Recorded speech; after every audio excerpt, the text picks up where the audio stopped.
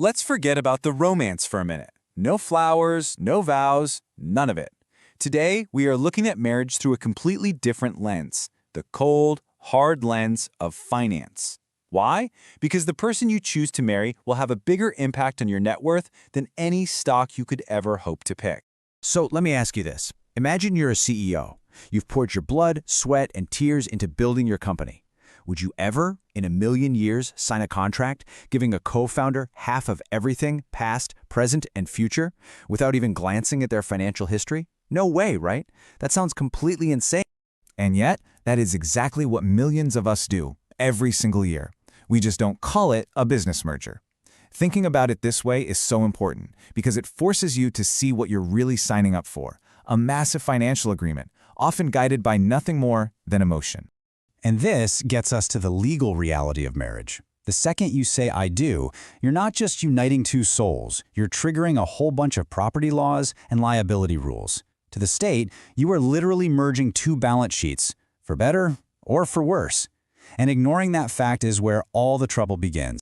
So when this financial merger goes wrong, it usually happens in one of two ways.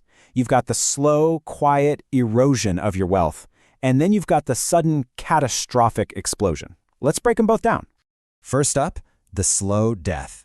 This isn't one big dramatic event. It's death by 1,000 paper cuts, or maybe 1,000 Amazon packages. It's what happens when a disciplined saver gets hitched to someone who sees money as something to be spent, not grown. It's just a constant, quiet drag on your ability to ever build real wealth. Okay, let's crunch the numbers, because this is where it gets wild. A disciplined saver putting away $20,000 a year for 30 years with an 8% return, they become a multimillionaire. But you marry a spender, and suddenly all those fancy cars and daily lattes drop your combined savings to maybe $5,000 a year. The end result after 30 years? Well, it's a completely different life. And that massive gap, that $1.7 million difference, you can think of that as the spender tax. It's a huge opportunity cost. You didn't lose that money in a stock market crash. It just kind of evaporated, one shopping trip at a time, because your partner was basically drilling holes in the bottom of your financial boat. But as damaging as that slow bleed is, believe it or not, it's often the better alternative to path number 2, the sudden, wealth-obliterating event we call divorce. We have to look at this next number head-on, no sugarcoating. For a first marriage, the divorce rate is basically a coin flip. Think about it. If an investment had a 50% chance of instantly vaporizing half of your money, you'd run for the hills. And yet, we take this exact bet with our entire financial lives. Now here's the part that almost everyone misses. Divorce doesn't just split your wealth in half. Oh no, it actively destroys it. First, your assets get divided. Then you subtract tens of thousands in lawyer fees. Then you subtract all the costs of selling the house, cashing out investments. By the time the dust settles, your net worth can be slashed by over 65%. You're right back where you started, only now you're 10 years older. And it might not even stop there. This is the reality of alimony. The legal system can literally turn your ex-spouse into a long-term liability on your personal balance sheet, a debt you can't get rid of, forcing you to pay for their lifestyle years after the partnership has dissolved. So, how do we avoid all this?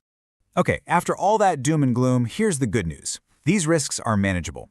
This isn't about avoiding marriage, it's about being smart.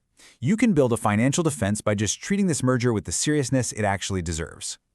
The very first step is just admitting that there are hidden dangers. Get this, a staggering 40% of Americans admit to financial infidelity. Hiding debt, secret credit cards, that kind of thing.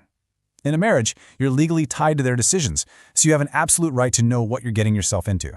So what does that mean for you? It means you have to do your homework. Before you even think about getting engaged, you need to have the money date. I know it's unromantic, but it is absolutely essential. You've got to open the books. Ask the tough questions. You're not just looking at numbers here, you're digging for their core values. Are they on the same page as you? The second line of defense is a prenuptial agreement. And we really need to change how we think about this. A prenup isn't planning for failure any more than car insurance is planning for a crash. It's an insurance policy against a known 50% risk. And honestly, it forces you to have these hard, critical conversations while you're still in love, which protects both of you from a messy, outdated legal system if things go wrong. Okay, but after all that talk about risk, I really want to flip the script. Because if you get this one decision right, if you choose the right co-founder, marriage stops being a risk. It becomes the single greatest wealth hack there is. This is the choice in front of you. A bad merger is just constant friction.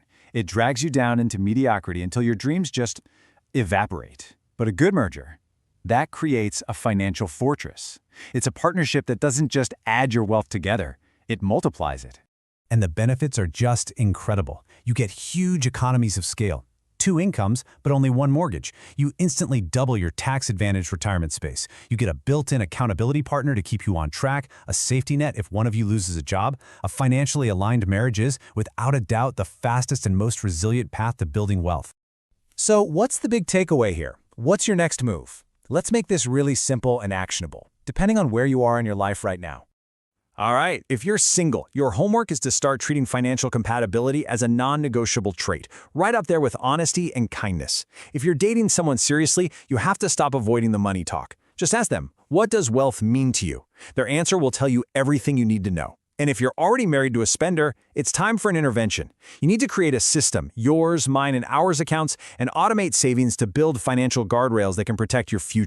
Look, at the end of the day, you have to treat this decision with the respect it deserves. Do your due diligence, actually read the contract, and choose your co-founder wisely. Because a broken heart, that heals. But starting over financially at age 50, that's a wound that might last forever.